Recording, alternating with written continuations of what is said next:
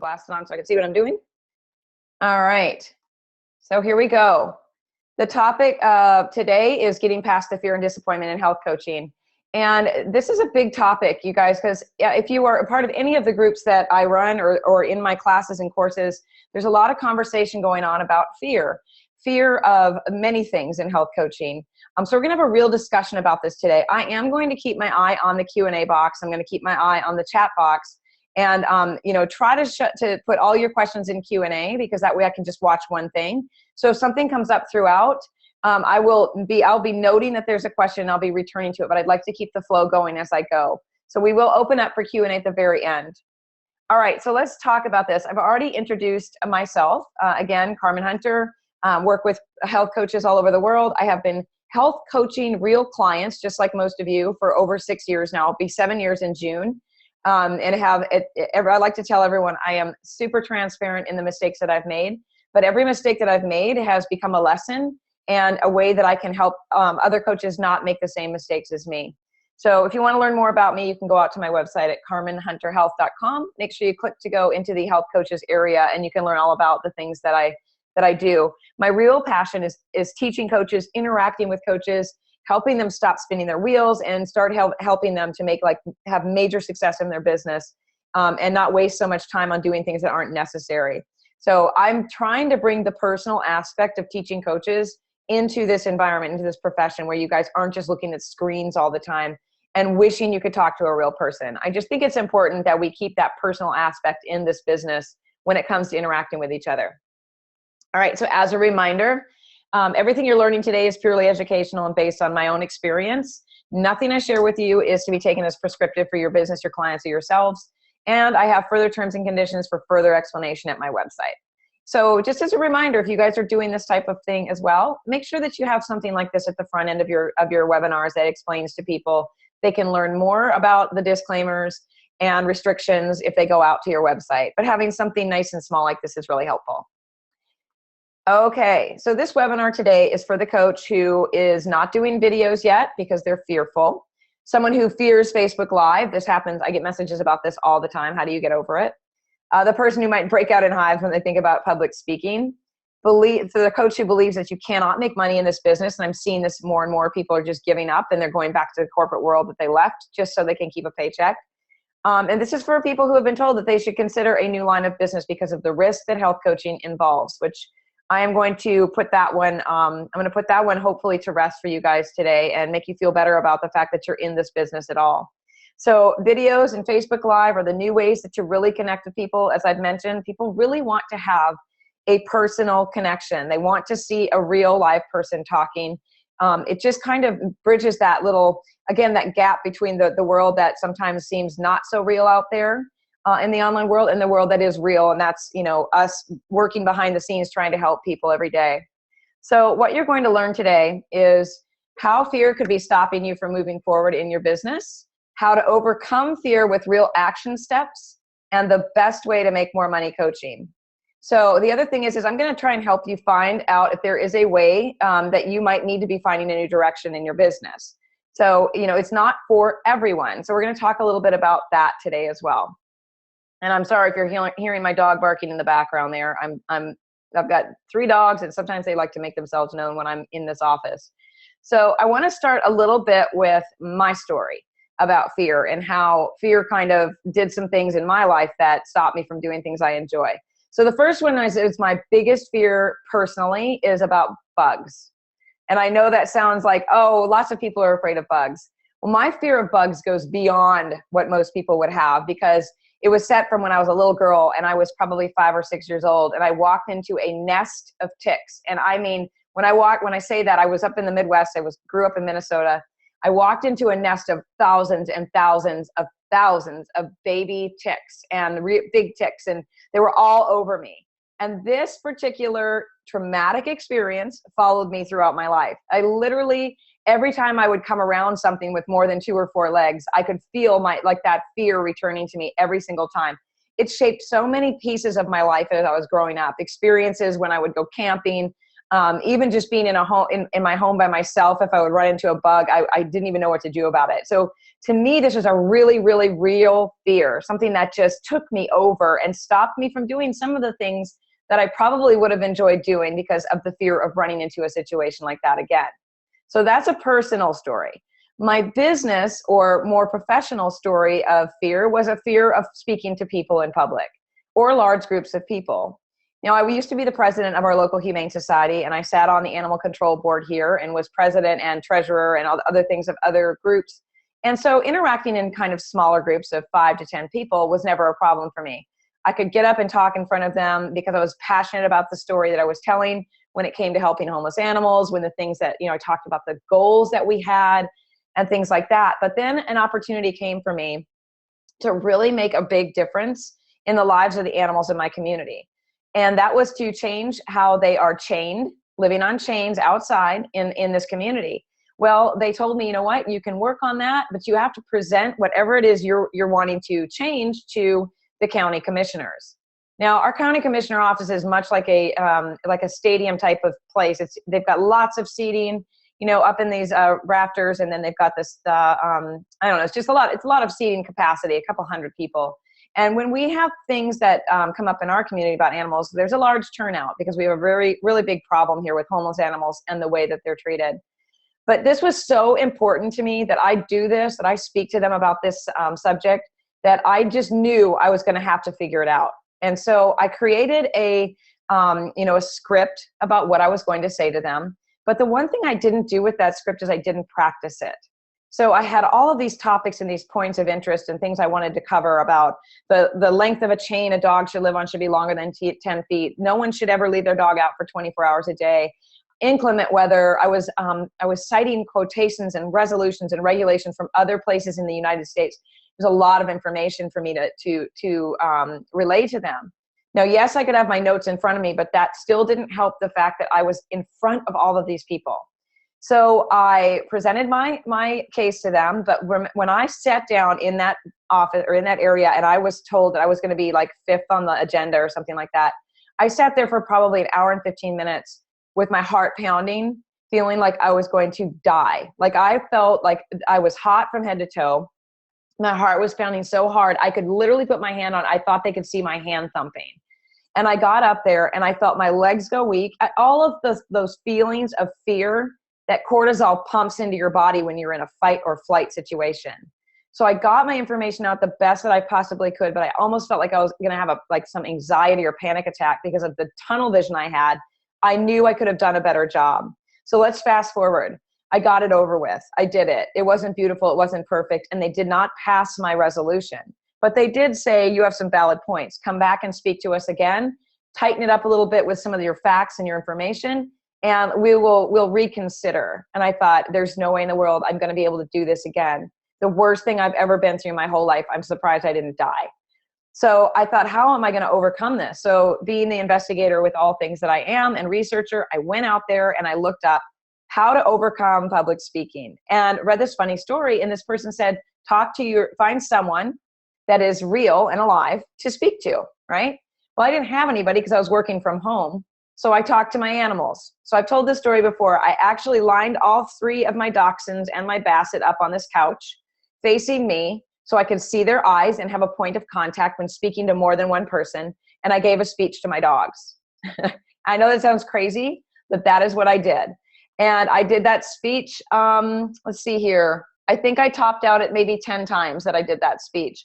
And I also, what I did to get over it, by the time I did it for the 5th time, I was over it. I was over the fact that I was going to have to do this in front of people, but I wanted to stay within a time frame because I only had 3 minutes to speak.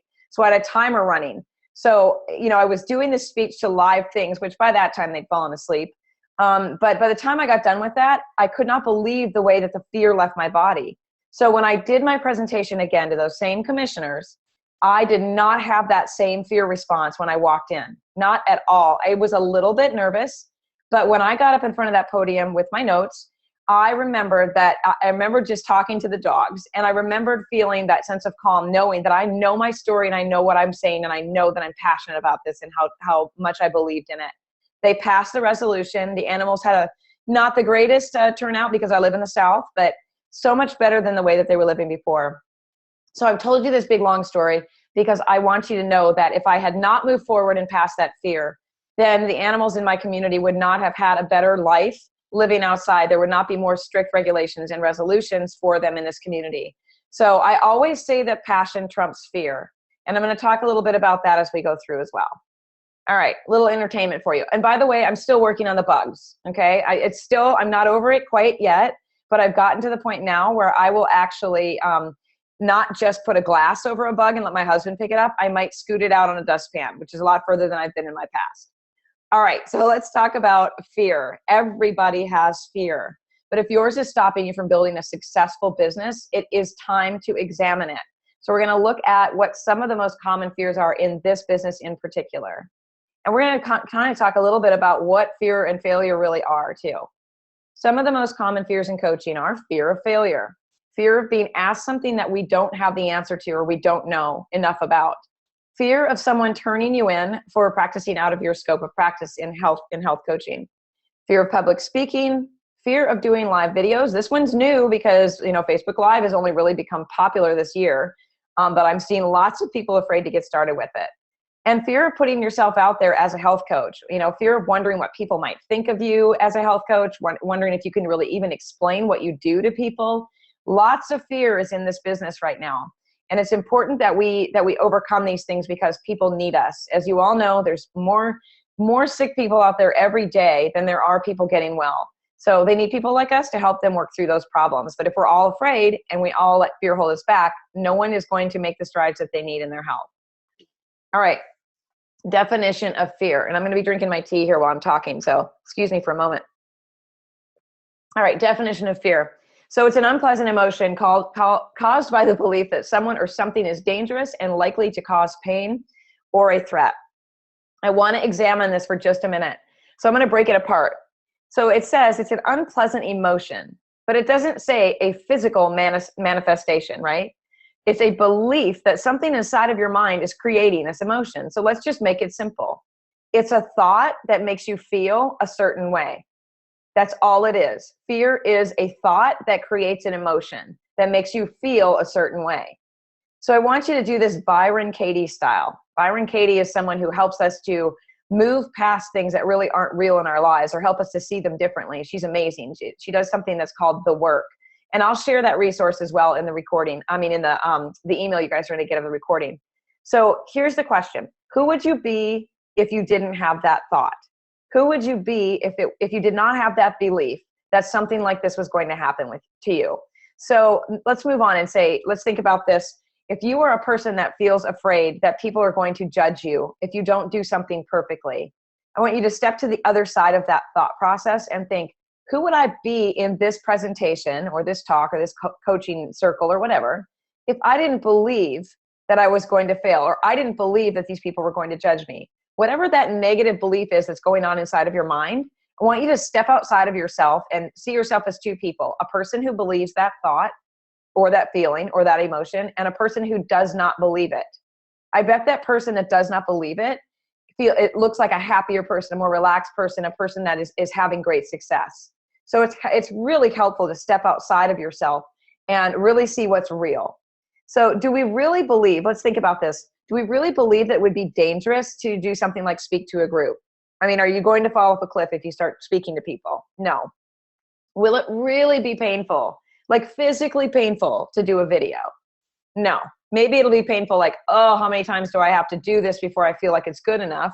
But it's not going to be physically painful to do a video. Do we feel threatened as we're tearing apart this definition of fear, right? Threat. Do we feel threatened by Facebook Live? No. Come on. No one is out there with a gun pointing it at their computer because we're doing a live video. So let's think about this in a really powerful way. A powerful way to move past this and past the word fear would be to stay grounded in that present moment whenever you feel that fear response creeping in and approaching you, and examine it in that real way we just talked about. And be truly, truly honest about the fear. Even if you have to this is the definition of fear by Wikipedia. I should have put that on there. That would have been the right thing to do there. I will definitely make a change to that slide. But let's think about that. So, if we're really honest about it, we could print this out and we could put it up. And anytime we feel a feeling of fear, we could look at it and ask ourselves those questions. Is it dangerous? Is this going to cause me pain? Is this a threat to me? And more than likely, all of the answers to those questions about whatever it is you're feeling fear about are going to be no. All right? So fear of failure is a really big one. So we need to understand what failure really means. And everybody has their own definition of what failure is. I mean, if you launch a program and you only have 2 people buy it, you may think like, that was such a failure. I was trying to get 10 or 20 people and I only got 2. But someone else might think of this. Failure, first of all, it means lack of success. Someone who launched their very first group and actually got people to look at the link, sign, or look at it, show interest in it, and then actually had signups might say it was a success. Maybe it was only 2 people, but it's the first time I've ever done this. It's the first time I've ever rolled out a launch and tried to do a group, and I've got people that are actually, I can see on my website, they're clicking on the link and they're asking me questions, and maybe only 2 people were ready to sign up for that. That's not a failure to me. The only failures that I really know as a coach and as a teacher to coaches are the ones who never start.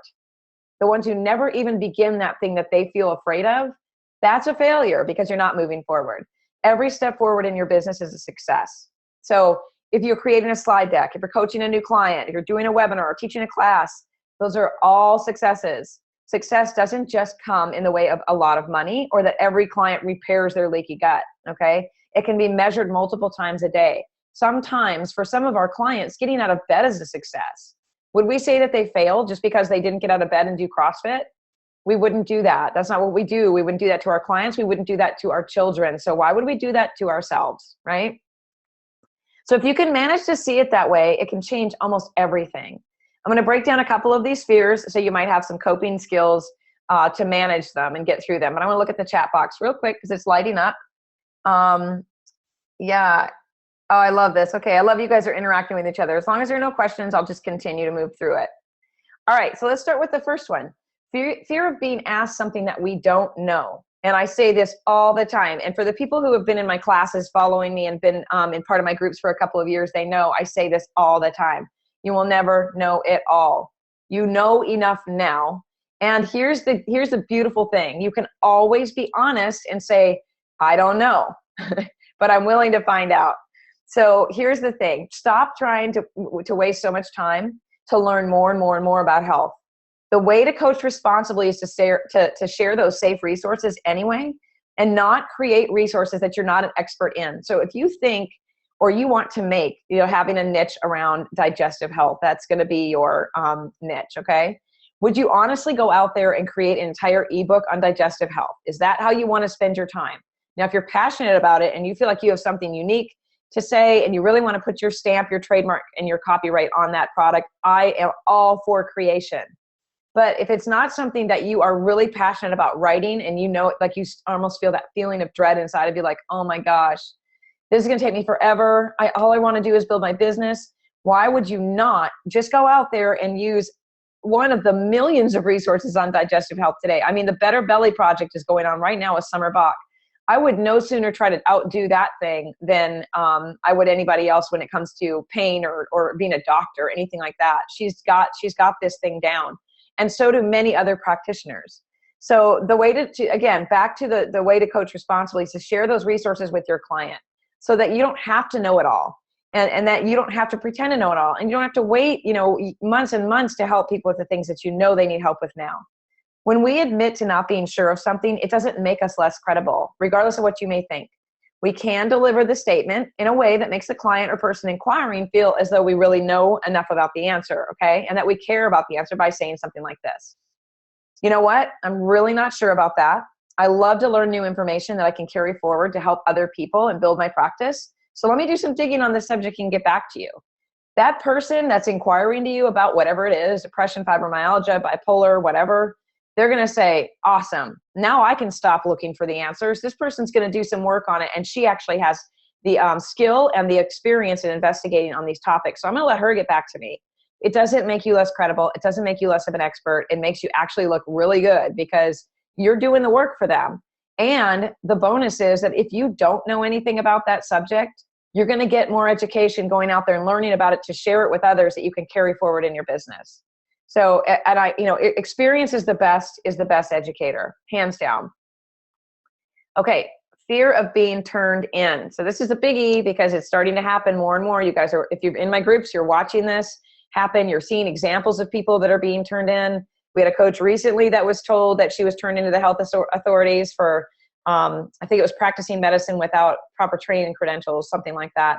And well, I went out and took a peek at her website, and it didn't look like anything stood out to me right off the bat. I would have to go over it with a fine-tooth comb to say right away if she was doing, if her website was safe for this profession. But I did happen to catch a video that had some things in it that might be questionable that she was sharing with people.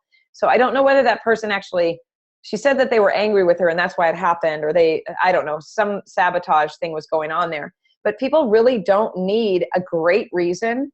They can just be fearful of the fact that maybe you are out there helping people. So for example, you know, dietitians, let's use dietitians and nutritionists, for example. I see conversations on the back end all the time because I have some nutritionists and dietitians in the functional world that are in groups, and I see what's going on there. And they're saying, you know, health coaches don't have they don't have the credentials. They are not allowed to say these things, and they are feeling threatened because a lot of health coaches know what they're talking about. But again, they also have a point. We do not have their education. We do not know the things that they know when it comes to the guidelines of nutritionists and dietitians. And I would never want anyone to think that I was a nutritionist or a dietitian. So I really try to practice making sure that when I am recommending people to health coaches to follow, or I'm telling my clients, I want you to go out and read this information by this person, that I am respecting the profession that I am sending these people to. So that would be someone like, I don't know, maybe someone who practices Reiki. Okay. I don't practice Reiki. I think it's awesome. I do it. Like I get it done for myself, but I don't practice it and teach it. But I have people out there that do an amazing job of it. I would never try to do an ebook or teach people how to do Reiki. I would send them out to those people that I trust. Okay. And that's a way of honoring that person that learned that Reiki and understands how it works on the human body. All right. So reminders of what to avoid when it comes to legalities. And I've done this ad nauseum. I've done a whole webinar on it. I teach on this. I've done safe coaching classes. I'm probably going to create a mini course on this. It's so important. But a couple of reminders, not to beat the dead horse, you guys, but the words diet, nutrition, cure, heal, and prevent should not be a part of our language, regardless of the state color that you're in, according to nutritionadvocacy.org. I always say, and this is going to become my mantra, along with passion trumps fear, that you need to practice as if you are in a red state if you want to keep yourself safe and you want to avoid redoing all of your business, okay? All of your business papers and online information and documents and all of that. If you have any of these words in those documents on your website, in your downloads, in your ebooks, any of that are not a resource or a referral from someone else, I would seriously consider removing them. So another thing we cannot do is give customized coaching. So I'm going to talk about that in just a second, but I'm going to get through this list here. Another thing we cannot do is act like a medical professional of any kind, a doctor, psychologist, psychiatrist, you know, social worker, anything like that. And we should not be telling someone what to do, take, or eat. So we can eliminate these fears about this by fully understanding what a general approach is. And I've explained this over and over again, but I still see a lot of confusion. So I must not be, maybe I'm not relaying the information in the way that people are understanding, but I'm going to try to do my best. So I'm going to use the nutrition shop and the Whole Foods person walking around in the supplement area as an example. So let's say you walk into Vitamin Shop, okay, or GNC, or you go into Whole Foods and you're looking for something like berberine to help manage blood sugar. You can ask that person, say, you know, I'm looking for something called berberine that helps to manage blood sugar. Do you guys carry that? And that person might say to you, you know what, we don't carry that, but I can give you something else that'll help with your blood sugar. Now they're allowed to say that because if I walk in and ask that question, they're going to say that to me. If some man walks in there and asks that question, they're going to say that to them. If a woman walks in and has a child that's a diabetic and wants to know what to do for blood sugar, they're going to say the same thing to them. They aren't saying to me, okay, let me give you DGL for that. And then the man walks up and asks the question. They say, you know what? You look like you could probably use, you could probably use some, I don't know, what is it called? Not NAC. There's another one out there that helps blood sugar, Oregon grape or something like that. So you see how that person is only giving general information, directing people in the same general direction. So when we do this with health coaching, when we give customized coaching, we have to think about the fact if 5 people came to us and they all have the same problem, right? Yes, they're all different people, and the word bioindividuality and all of that, of course, plays into this. But all 5 of those people, let's say they all have diabetes. It's an easy one to talk about. They all have diabetes, but they're all different shapes and sizes. They all have different symptoms and problems. Their blood sugar is all different all over the board. You would probably, if your belief is that a low carb diet, a low carb, low refined food, food plan or diet or whatever is best for them, you might say to all of them, the food plan that I like to suggest to my clients is to look into a low carb method of eating. Let me send you a resource. You can learn more about that. All 5 of those people are going to get that same exact resource. But how do you, I know you guys are probably like asking yourselves right now, or you may even be putting it in the question box. How do you help them with their individual problems then, if they all have different goals, right? So then we think about those 5 people and we think, let's just take 2 of them, for example. One of them's name is Mike, and he's extremely obese and overweight, and he's not moving his body at all. A customized piece of coaching for him, right, would be, oh, well, I'm going to tell you, you've got to do more exercise. You've got to do this or this, right? Instead of saying you, we would say, well, someone in this situation that needs to lose more weight and has diabetes, I would probably make a recommendation of looking into exercise like this, whatever it may be you would suggest. I would suggest HIIT training or burst training. And I would send him a specific link on that. Then you've got Sharon over here who says, my hormones are all over the place because of my blood sugar, and I'm having hot flashes and it's miserable. What can we do besides this low carb eating plan that can help me with that? Then you might say to her, okay, so blood sugar plays a huge part with they're all intertwined. They all work together. And cortisol plays a part in that too. So let me send you some information on how female hormones are affected by blood sugar.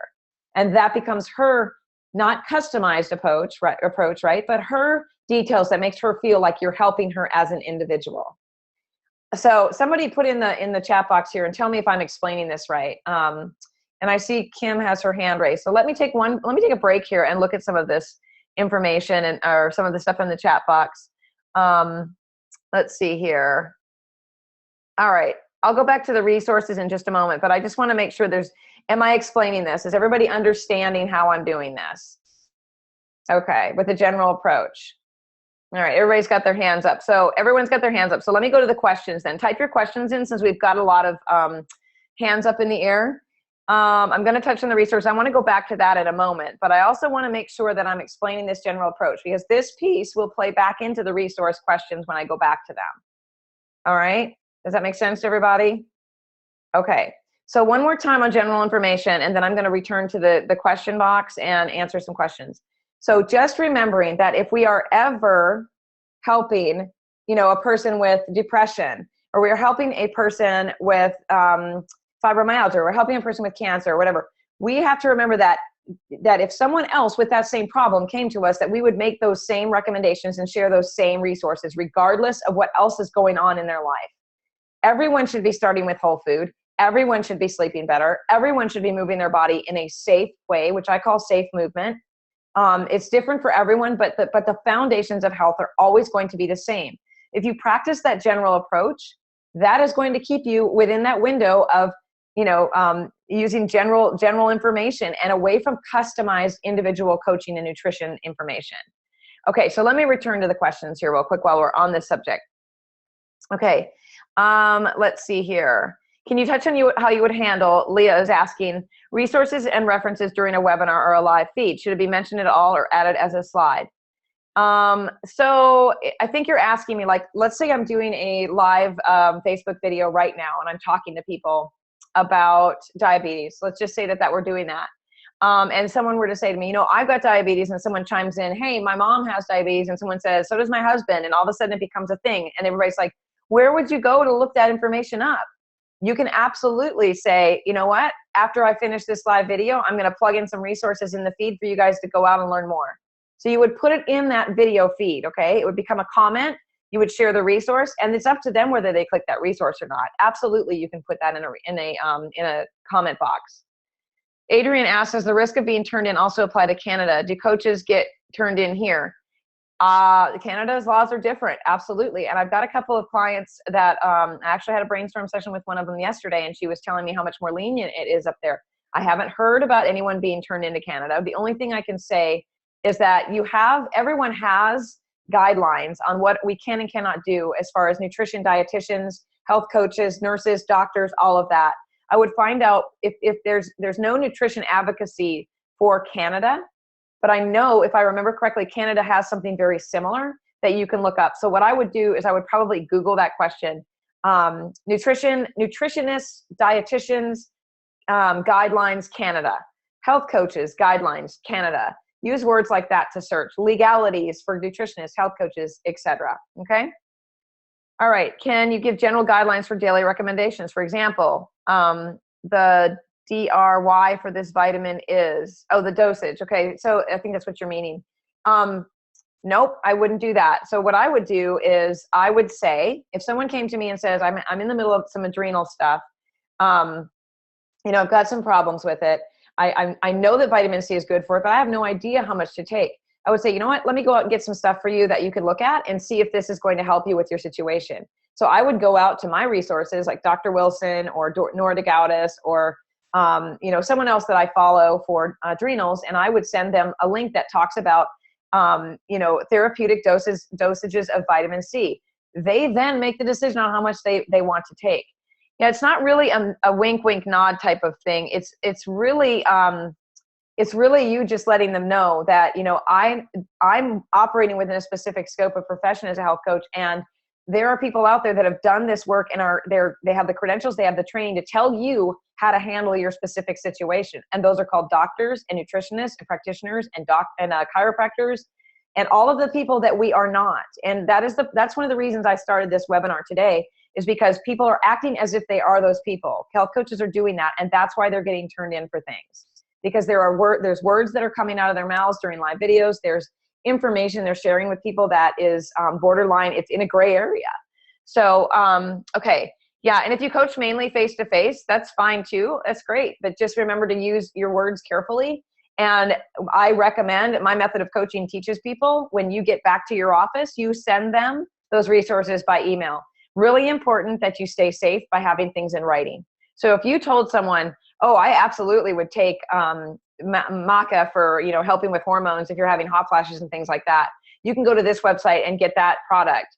Then it's he said, she said. But if you say maca is a really good supplement I have heard that can be helpful with this kind of thing, let me go when I get back to the office and I send you our recap of our meeting today, which I think everyone should be doing, sending a recap of what you talk about. Then you send that link in there. Oh, okay, great. I'm going to learn about whether or not this is something I should take. If I'm remembering correctly, maca is also goitrogenic, I think. If Maria was on here, she could tell me that. But it can be contraindicated in thyroid problems with that. Like, people with thyroid shouldn't be doing too much of the goitrogens when it comes to raw goitrogens and so on. So telling someone something like that and them going out and get a product and starting to take it without looking into it and reading about it themselves, that really raises your risk and can put you in a really nasty state of the gray area of health coaching. What if someone wants to do the hormone reset diet of Dr. Sarah Godfrey and wants support while she's doing it? She buys the book. Fabulous. Tell her to buy the book, and any questions she has as she's going through that, please let you know. You are happy to support her efforts. She may come to you with questions like, I don't know if I need progesterone or not. And you can simply walk her through, well, talk to me about what you're feeling. What did you learn from the book? What are your symptoms? Things like that. And you simply support her efforts. And if there's something in that book that isn't helping her, then you would go out and find a resource that would help her.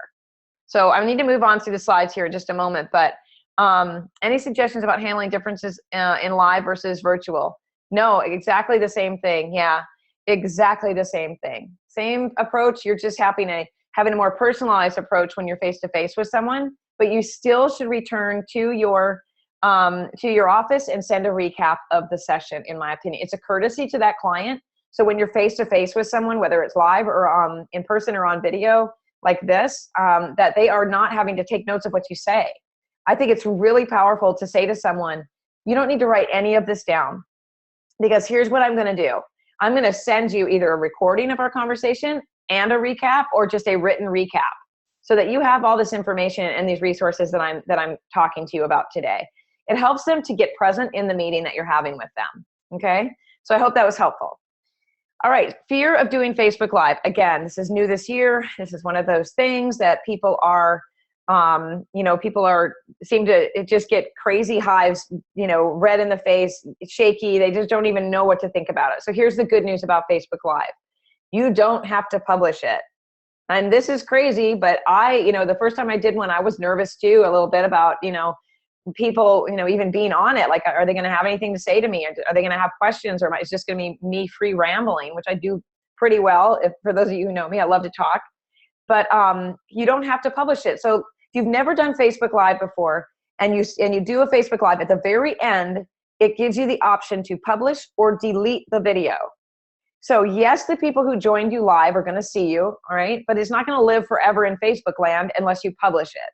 So if you hated it and you feel nervous about it and you're like, oh my gosh, I accidentally said the word heal or cure or something like that, just don't publish it, okay? That's like a relief for so many people to think, oh my gosh, it's not going to live out there in the world. No one else is going to see it. Most people don't even realize that though, okay? So less exposure on the video if you're not happy with it. Okay, tips to help overcome doing the videos. Here's a practice session. Turn the video on your phone, turn the camera around to face you, hit record, and start talking to yourself. No, you don't have the feed that goes underneath it where people pop in and they say hi to you and they talk to you and ask you questions. You don't have that. But you can get over the first part of the fear of actually being live in front of people by just pretending you are. Talk about a subject that you feel comfortable with talking about without notes. You don't want notes doing Facebook Live. It's just, I don't know. It's live for a reason. Shoot from the hip. Be who you are. Be authentic. Talk to people like a real person. So just do that with a video and then watch yourself. I mean, the first time I did a video live, I must have said like 60 times. And I still do it. I mean, we still do it. It's just part of who we are. Some people overuse the word like. It can be annoying. So if that stands out to you, maybe that's something you want to work on. But don't try to be perfect. Again, delete it if you don't like it. Okay, so if you do a video and you like the video, you can actually publish that to your page and get some feedback from people. If it turns out good and you like it, just because it's live doesn't mean it's not worth sharing. And then do this over and over again until the fear dies down. All right. So tips for remembering this, you guys, you want to test your lighting. So you want to be able to see your face. I've had so many people do live videos where I don't even see them. It's just a big black head, and that is a real turnoff. And I automatically leave those live calls because I think it's a turnoff. I want to see who's talking to me. Have a stable phone. Don't walk around with it bobbing around. Set it down on something. Get a phone holder. You can use a Gorilla for that.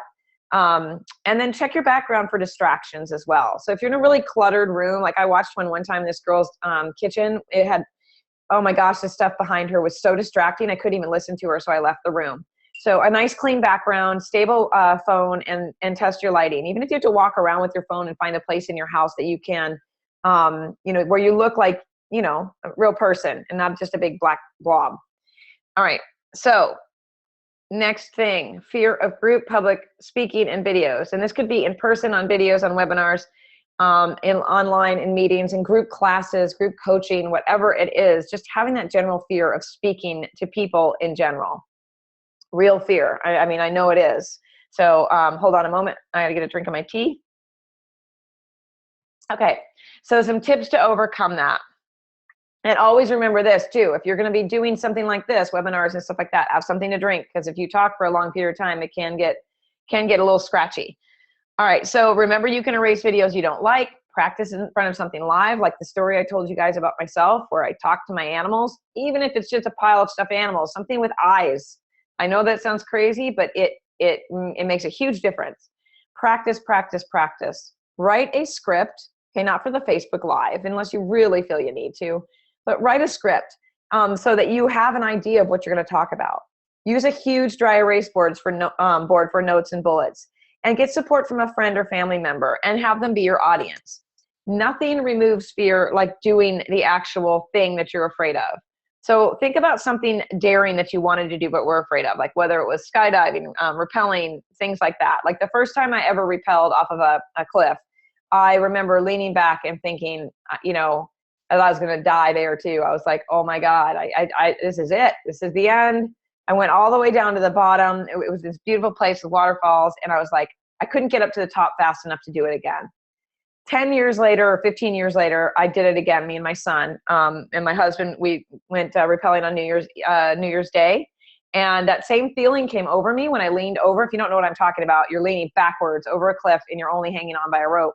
And I looked over my shoulder, and that feeling of fear came flooding back to me from the first time I'd done it, but it was gone instantly because I remember what it felt like to go down that mountain and feel, to the excitement of it. So doing it is the only way that it really can take that fear away completely. So the feeling that you had before you did, the mind telling the gut that it's dangerous or scary, and then you did it, remember that feeling. Afterwards, maybe you're ready to go again because you loved it. It's the same thing with talking to people. It's the same thing with doing groups and classes. Once you get through that initial fear and you see people's reaction about how excited they are to learn from you, you're going to be excited to do it again. All right, so what getting over these fears is going to get you, because it is going to give you some benefits. Freedom. Just that freedom of not feeling nailed down by a fear. More confidence, a more lucrative practice. Fear is a block to success and money, 100%. So if you're afraid of doing something that could be bringing you more money, you're not going to see the money. You're not going to see the success that you want unless you move past that fear. It also gives you the ability to make more money, speaking to groups, doing video for conversion, having more reach, etc. And again, passion trumps fear every single time. And what I mean when I say that is, if you have a real passion for something, you feel super strongly about something, then you might have a niggling fear in the background, but aren't you just going to push forward because you're so passionate about it? Like, I could see in my mind those animals having more room to play and romp and have more warmth in their home in the winter. I felt that feeling inside of me, and I was so passionate about doing it. That's why I went forward with talking to those commissioners, and it made a difference. So think about the passion that you have. Whenever you have a fear, think about the passion that you have. That's the end goal of getting past that fear, and that will help to propel you forward. And here's a good reminder: we're all just people. Like, I think we tend to forget that. I think that we tend to forget that everyone is exactly the same. We all came in the world the same way we are, the same way.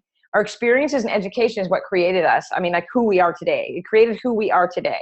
Like, so many of my coaches are like, well, what if my clients are afraid to ask their doctor for those labs?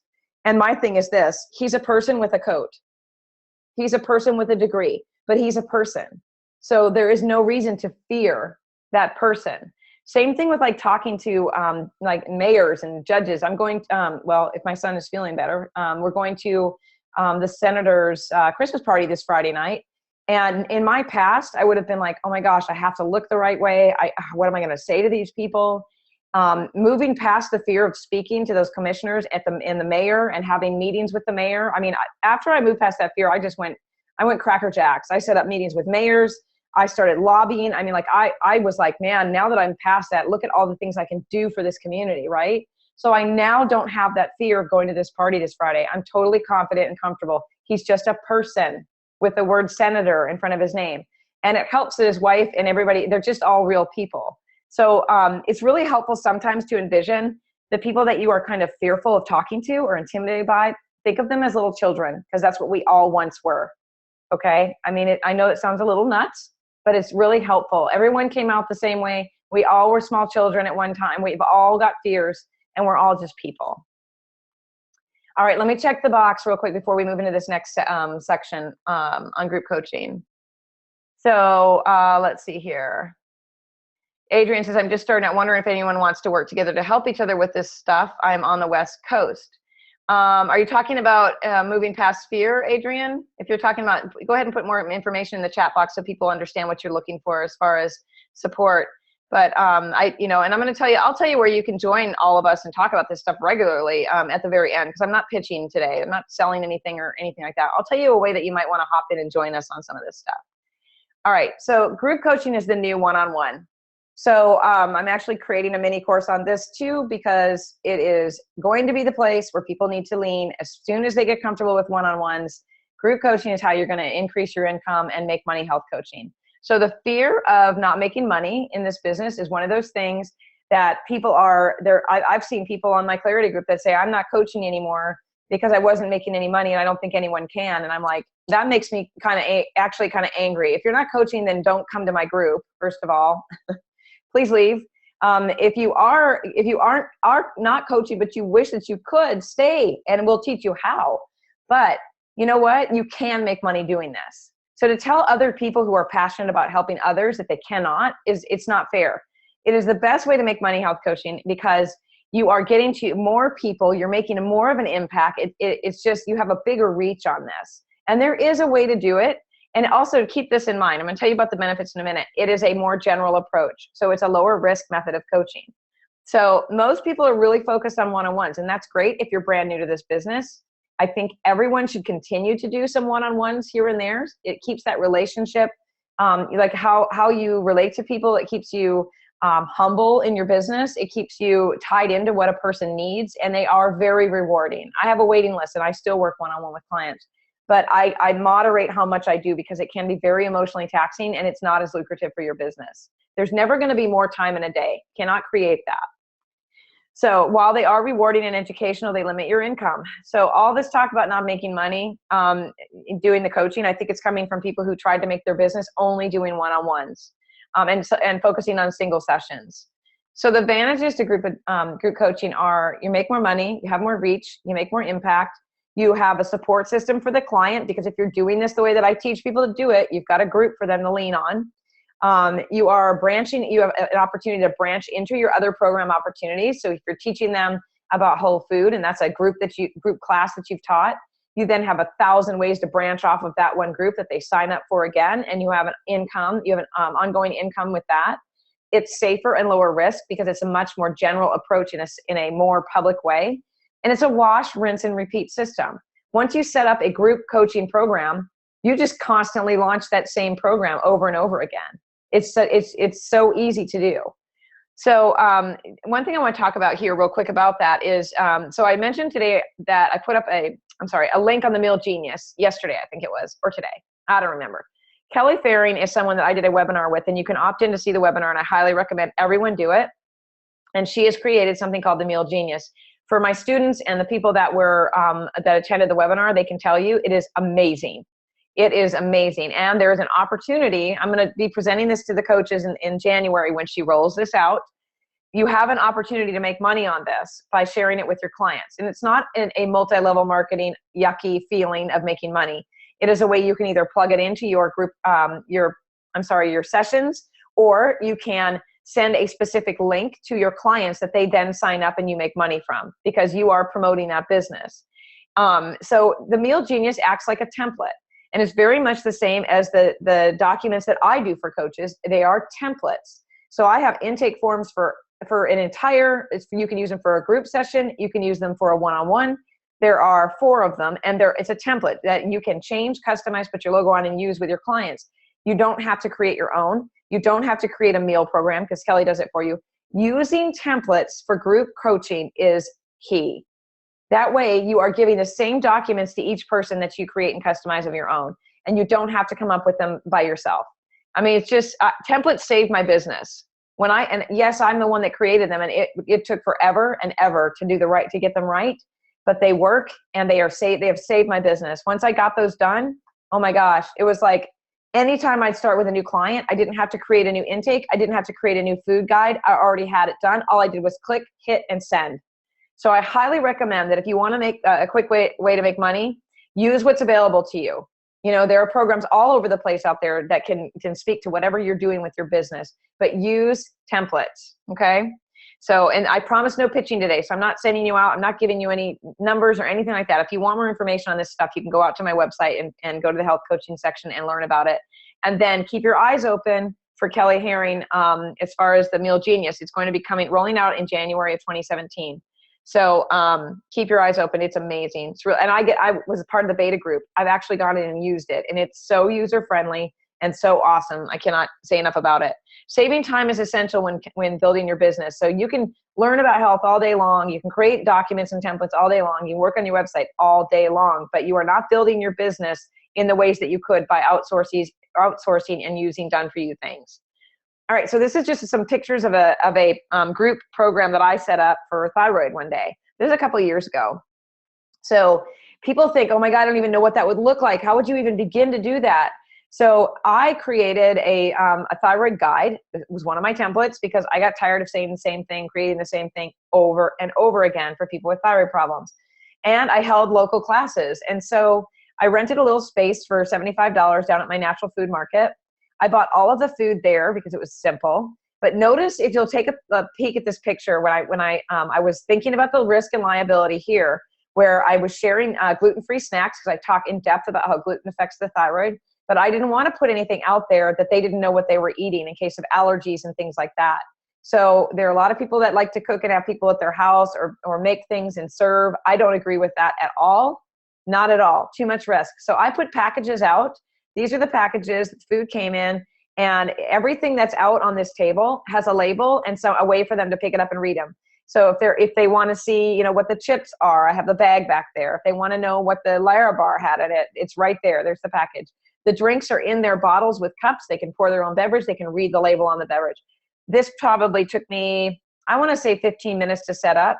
I wrote everything off that I served for taxes, and everyone sat in those chairs right there and got a copy of my guide emailed to them. And I taught for an hour and 45 minutes and left it open for 30 minutes Q&A.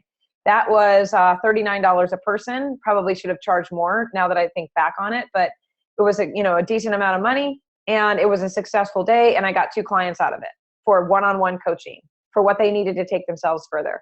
Really, really simple way to do this. Does not have to be complicated.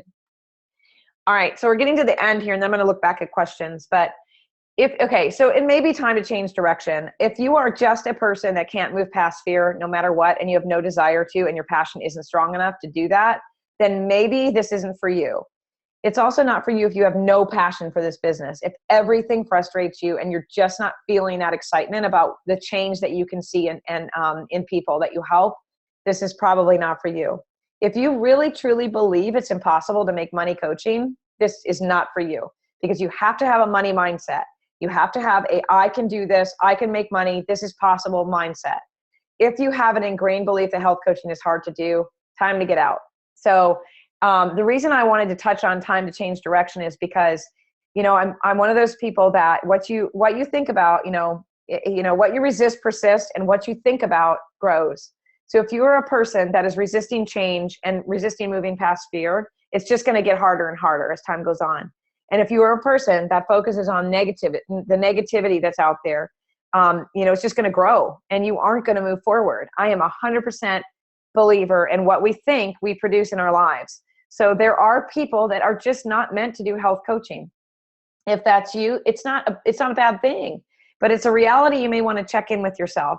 If you're complaining about the fact that you can't make money and you're not making money, is this for you? And if it is, and you feel passionate about it, shift your thought process, get out there and start looking at things like Tony Robbins, watch his videos, go out there and sign up with Brendan Bouchard, read Entrepreneur Magazine, get inspired by people who are doing this, join my brainstorm group. I mean, whatever it is you have to do to get pushed into that feeling where you take that passion and you push the gas pedal on your business, then do it, because we are definitely needed in this world. I always say this, the world needs health coaches. They need us. So keeping your gifts to yourself out of fear, or keeping your gifts to yourself because you don't have a clue how to get started, is just keeping other people from getting well. And so I'm hoping that makes sense, because I'm not shaming anybody or judging anybody if it's not for you or if you're stuck in these places. I'm here to say to you that you can get through it. You can move past them, and you can build a successful, lucrative business doing health coaching. But you got to stay up to date on what, the things that need to be done to get there. And you have to change your mindset if you're stuck in the negativity. So I'm going to go to the questions section real quick. And let me look at Q&A, and I'm going to go back to the chat and just read a little bit about what you guys are saying.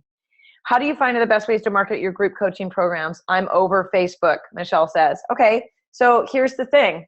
The best way to market groups, first of all, if your group coaching program is, Michelle, you and I've worked together. If it's local and you are promoting local, right, then of course you want to be out pounding the pavement. You've got to go out and contact chiropractors, massage therapists, and natural food stores. And you have to say to them, I'm doing group coaching and I need some help getting the word out. Would you be happy? Would you be helpful? And if I sent you an email, would you push that out to your list? Because just because they're a brick and mortar business doesn't mean they don't have an email list. That's one way to do it. The other thing is that Facebook is, I mean, sadly, it's the place. It's where you would have support for your groups, right? You can actually do things like joinme.com if you want to have groups there. But I hate to say this, but Facebook is just easy. It's just easy. So if you're doing a group coaching session, whether it's live or it's it's online or it's local, having a place of that they can meet on Facebook, a group on Facebook where they can interact and support each other, is a huge piece of being successful with group coaching. So, you're saying you're over Facebook in the sense of advertising and reaching the right people. Yeah. Oh, I get it. But you know what? You got to find somebody that knows how to do it and have them do it for you. If you are not having success doing your own Facebook marketing with advertising and things like that, find somebody who knows what they're doing, knows what ads convert, and have them do it for you. Give it out to someone else to take care of. That's the part about this health coaching stuff, is that we're not marketers. I mean, that's not what we do. It's not what we signed up to do this for. We signed up to help people. So you don't want to do that part, find someone that will. That's what I've done. I mean, I've got 5 people I've hired right now. I had to hire people to take pieces of this stuff for me so that I could focus on doing the content for you guys and doing free things like today. Because I could spend, we've been on an hour now, and that's an hour I could have been creating content, or I should have been doing Facebook ads or something like that. But it's important to me. Another key here, if you are expecting people to work with you or want to be a part of what you do, you have to give them something for free. You have to offer value. It is business. It is. I mean, we're going to pitch to each other. We're going to pitch to our clients. We're going to sell our stuff. But, to keep it real and personable and authentic and honest, you've got to be willing to give of yourself. You have to. It's just part of how the world works. Okay, so I'm going to scroll up here, and I'm going to look at a little bit at the webinar chat here. Let's see here. Yeah. Okay. So let me touch on Adrian's information here about support and things like that. So my brainstorm group is actually in a very progressive change right now. It's in a process of changing. It is called the Brainstorm and Mentoring Group with Carmen Hunter. I will include it on the replay. You guys can check it out. But anyway, that is where I do a lot of this kind of stuff, where I do live calls. I answer questions live within it. I share resources. I am about to put something out there that's really, really exciting for those people that are part of that membership. It's turning into a mentorship and mastery group, where I am going to be bringing experts to people outside of the normal Clarity group. It's just going to become more of a resource go-to place for coaches.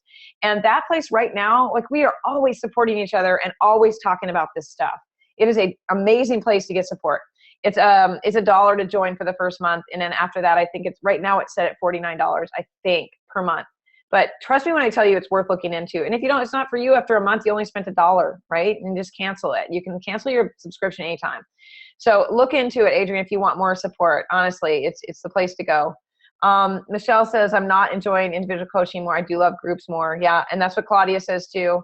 It is. It's so much more fun. It's so much more fun. Michelle says she's partnering with a chef who does meal planning and interactive cooking. Is a great way to coach and have implementation. Yes. Everyone's talking about the group coaching. It is. If you're not doing it, look into it. So the group coaching programs can last anywhere from 1 session to 1 week to 4 weeks to 3 months. It depends on how you want to set it up. So I taught a group coaching session in my course the other day to my students, and I taught them how to do the basics with we only had 3 people fill out the intakes because we only had a little bit of time to actually do the process, but you can do up to 10 people, and you can do an intake form. Each person fills out that intake form and sends it back to you. You go through and you look for specific things that speak to each of those people so they feel like they're getting some individual attention. But generally, you look at all of those forms for commonalities in that group of people. Everyone was struggling with digestive stuff. Everyone was struggling with gluten. Everyone had something that could be improved by their sleep. Everyone got a copy of my food guide, which is a template that everyone can use.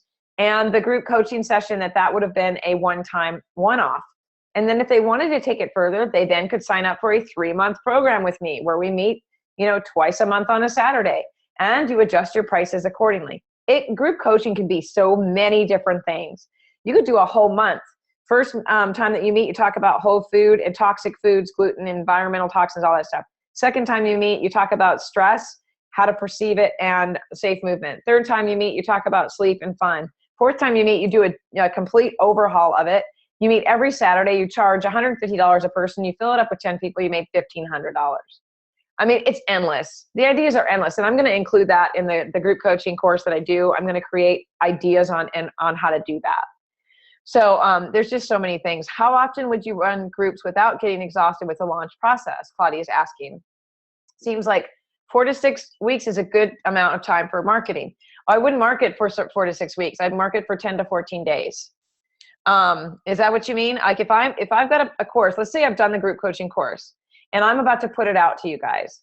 I would say, I'm going to do a webinar similar to this, and I'm going to teach you about the group coaching at the end of it. And then I'm going to say in 14 days, the doors close and the enrollment closes. So you have 14 days to sign up. So that 14 days is how you start marketing. You're doing your Facebook ads, you're doing live calls, you're talking to people, trying to encourage them to sign up.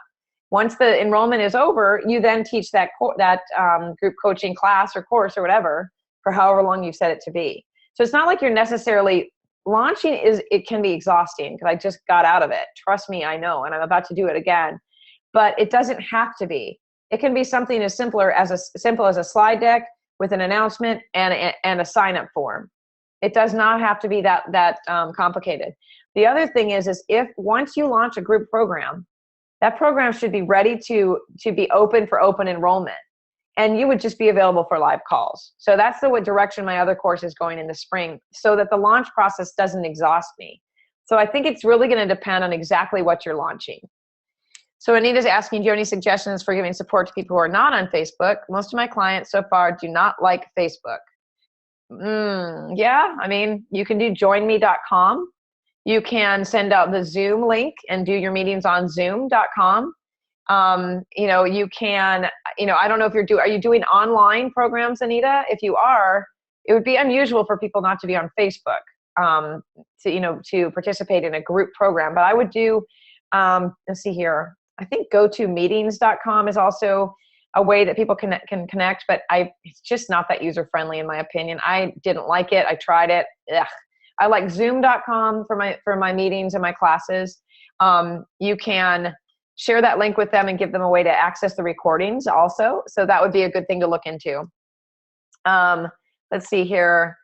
You can even tell, okay, so Adrian, you're already a member. Okay, so ask for support there. If you want support and information on how to do all this, ask for it in that group. But also, Adrian, I put how-to videos in your membership. So if you're part of the Brainstorm group, go out to the membership site, school.carmenhunter.com. Okay, there's a video that teaches you how to sign in. And go to the how-to videos, and I show you how to do how to use Zoom, how to do a webinar, how to upload to YouTube. Like there's videos out there that can assist you with this stuff right now. Stephanie said you can even tell the group page what you were looking for, questions, etc. Yes, absolutely. You get lots of support on there. Claudia, I saw your note about how to decide on various passions. I missed that. If it's a question, I can scroll back up, Claudia, let me know. And otherwise, if it's just a comment, I'm going to look at these when this meeting is over. Yeah, meetup.com, that's another resource. Thanks, Joyce, for mentioning that. Yeah, so here's the thing. If you have various passions, you have other things. I actually had a student yesterday. She was talking about how, she's got a gold mine. I can't wait for her to get started. But she has a background in accounting. And she's like, I loved it. I love working with numbers, but I want to do the health coaching stuff. She can have a website with 2 sections. You want help and support for your business and accounting? Go here. Want help with your health? Go here. That's what I do on my website. If you're a client, you go here. If you're a health coach, you go here.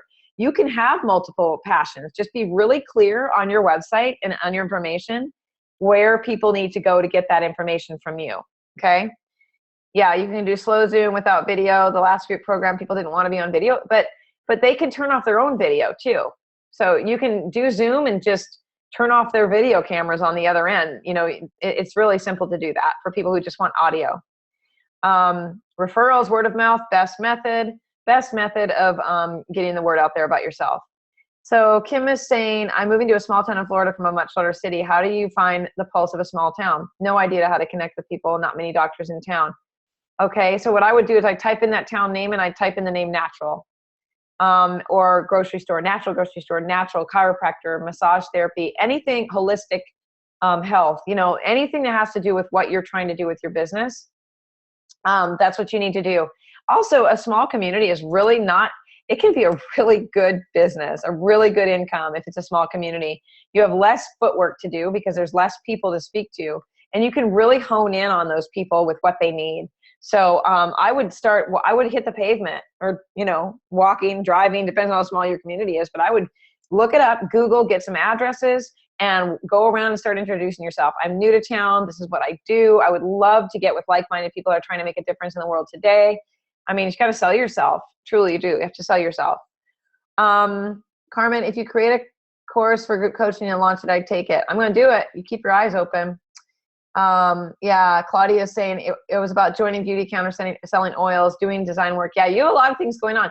But here is the other thing, and you like the extra income, which is great. It's, passive income for the most part. Some of this stuff just runs itself. But just remember, if you're super passionate about one thing that you love to do, the more you add to your business, the more focus gets taken away from that big piece. So like with health coaches, that's why I kind of tipped away from working with clients. I have a very limited schedule with one-on-ones and clients anymore because my passion is teaching health coaches how to do this business. The more time I spend on those one-on-one with clients, the less time I have to focus on helping you guys. So just remember that. And Claudia's smart. She knows what she's doing. Okay. Yeah. School.carmenhunter.help. Now that website is going to show you what the school looks like. But to get access to signing up for the brainstorm group, I'm going to share a link with you guys. I've got a link. You can join the brainstorm group. I'll send it out with the replay, and that's going to take you into the brainstorm group. I will see your request. I will add you, and then you can watch the video about how to join and get access to all the resources in there, which are going to grow every single week. I'm going to be adding things in there. Okay, we're getting to the end here. Yeah, Brenda, they are far from a large town, but I subscribe online to any events I go to. So don't forget about, the meetup.com like Brenda and Joyce were talking about. Don't forget, when you do your events local, that you can use eventbrite.com, and Eventbrite actually has a section where people can say what's happening in my area. They can look you up there.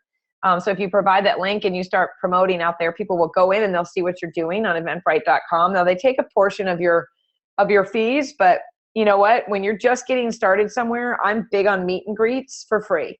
I'm big on offering free talks where I, get in front of people and start, talking about Whole Foods, or start talking about, GMOs or whatever, but you're doing it for free. But just make sure you're talking at a place that you can gather email addresses to build your list as well. Okay, going back to the Q&A and making sure I haven't missed anything. Hold on a second. Oh, okay. So someone's asking me, Adrienne, saying, who have you hired to help me? So I hired a VA in Pakistan. I hired another VA in, I think she's in California. Maybe not. I hired a designer in the United Kingdom. I hired a copywriter. I don't know where she lives, but I know she's on a time zone an hour forward of me of Eastern. I have a webmaster that I pay every single month, and I'm hiring a strategist for the spring. I'm considering using trying to tying all of that into one person. I'm looking for a one-size-fits-all person that can do a lot of this information, all of this work for me. But my copywriter is actually a social media strategist as well. So she's kind of doing a couple of other things for me, like doing my Facebook ads and doing my funnels with my design team.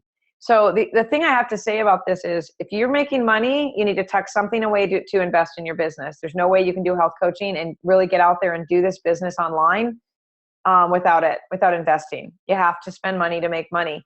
Now, you can do a lot more local work without investing so much money, but it all really is going to come down with, you're going to be getting in your car every day. You're going to be driving to these groups. You're going to be getting ready. You're going to be spending money on food. You're going to be talking for 2 hours. You're going to be driving home.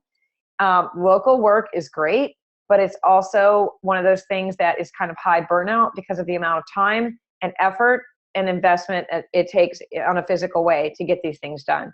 So just kind of keep that in mind.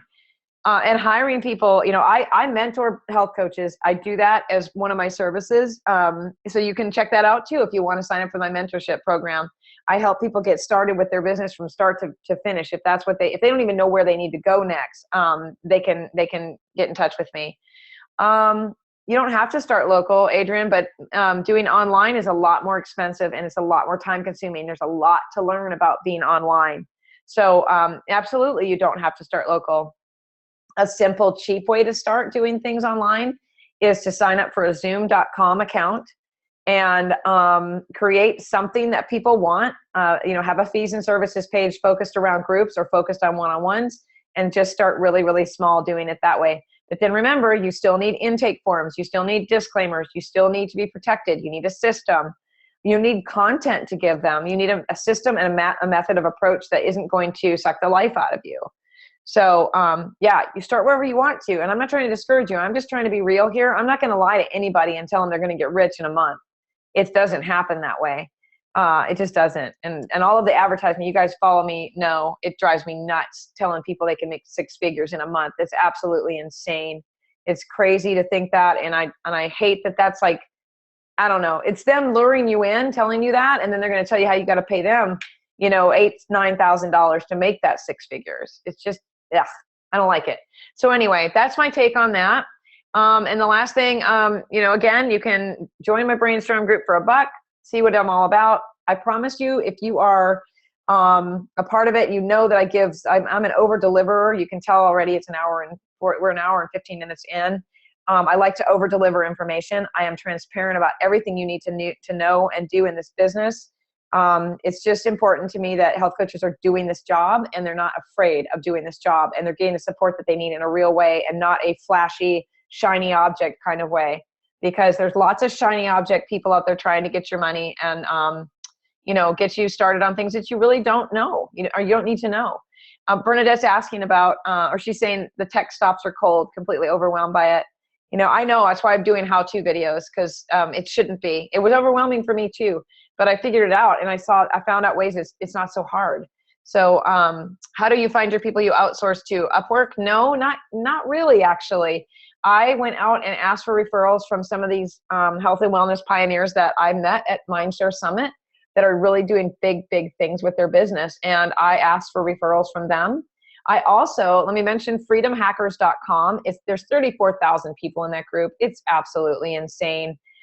You can go on to Freedom Hackers and you're going to literally start getting private messages from everyone. So if you go out there to look for help and support, be specific about exactly what you want and what you don't want before people start sending you their information. I can help you with that. I do this, I do that. You're going to get a lot of that. And you can weed through it. And that's how I found my copywriting and design girl. I found her on freedomhackers.com, and she is fabulous. And she brought her design team with her, and they work in tandem. She almost won't work without them. So it's kind of why I stuck with them. But I go by referrals. Referrals are the way to go, because if someone's having bad luck with somebody, you don't want to hire them. You want to know who's having good luck. And I'll share my resources with you guys. You can look into my people, but they're not cheap, unfortunately. They're not cheap. And I'm always looking for kind of a more efficient way to do things, but I want things to be done right. I want people to do this, I want them to deliver for me. So if I'm paying somebody $850 to work on funnels and get exposure for my business, then I want to see a return on investment. The ROI on that better be high, because that's just a deposit on what I'm paying somebody, So again, that, it all goes back to the fear of whether or not, you can make the money, fear of whether or not you are able to do this business. Overcoming that fear that surrounds money will also help you open up your wallet in the right way for the right place, and invest your money in the things that are going to bring you 10 times that money back to you. But if you fear being broke or saying, I just don't have the money, or I'm just broke, or I can't afford that, you say, I can't afford that, and you will never afford that. And I hate to say that, but that is the truth. As long as I said, I can't afford that, that's too expensive, I never made the money I needed to make in my business. The minute I changed my mindset about money, my business grew exponentially. It is the way that it works. Good money mindset books. How about I include those in the email for you guys as well? That way you can just link to them and go right out to it. Definitely I'll share those with you. And, but I know that some people think that Tony Robbins is one of those infomercial type of people and they can be turned off by him. But I'm telling you right now, that man has it down. Yeah, Jack Canfield's a good one. But, Tony Robbins delivers, and he shares his passion in a real tangible way. He's amazing. Just go out and watch some of his YouTube. Listen to some of his podcasts. He speaks the truth about what we're really thinking, and we don't want to admit that we're afraid to say that we're fearful of lack, right?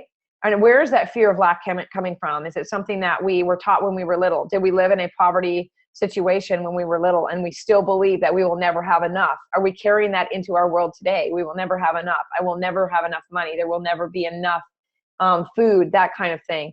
Those are things that have to change before you expect to see, any kind of change in your business. So Anita says, I have mindset issues, but honestly, every time I've invested in my business, I made it back very quickly. Absolutely. And you're doing it right.